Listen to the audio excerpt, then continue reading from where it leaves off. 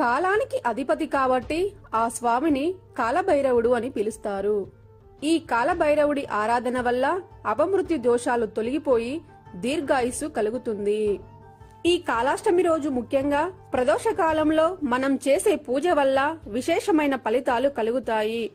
ఉదయం మరియు సాయంత్రం 5:30 నుండి 7:30 మధ్య కాలభైరవారాధనను చేయాలి.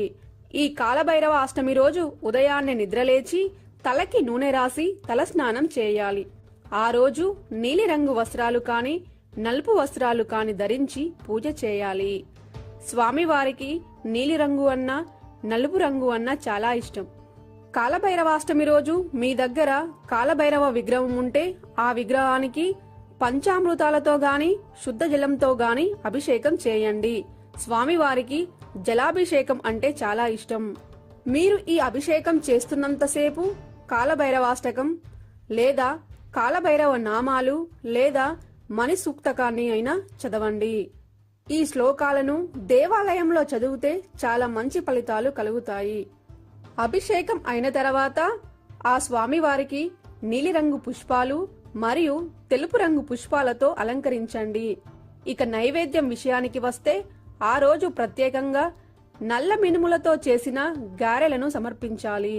మీకు కుదిరితే దేవాలయంలో స్వామివారి మెడలో గారెల దండను వేయాలి. ఈ విధంగా గారెలను సమర్పించడం వల్ల ఎలాంటి శని దోషాలున్నా తొలగిపోతాయి.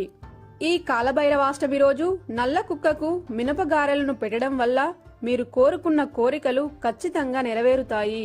ఎందుకంటే స్వామివారి వాహనం కుక్క కాబట్టి గారెలు పెట్టి మీ కోరిక త్వరగా నెరవేరాలని మనసులో అనుకోండి.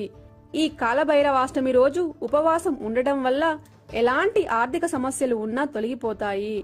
అనారోగ్య సమస్యలైనా సరే తొలగిపోతాయి. ఈ విధంగా ప్రతి నెలలో వచ్చే కాలాష్టమికి పూజ చేయండి.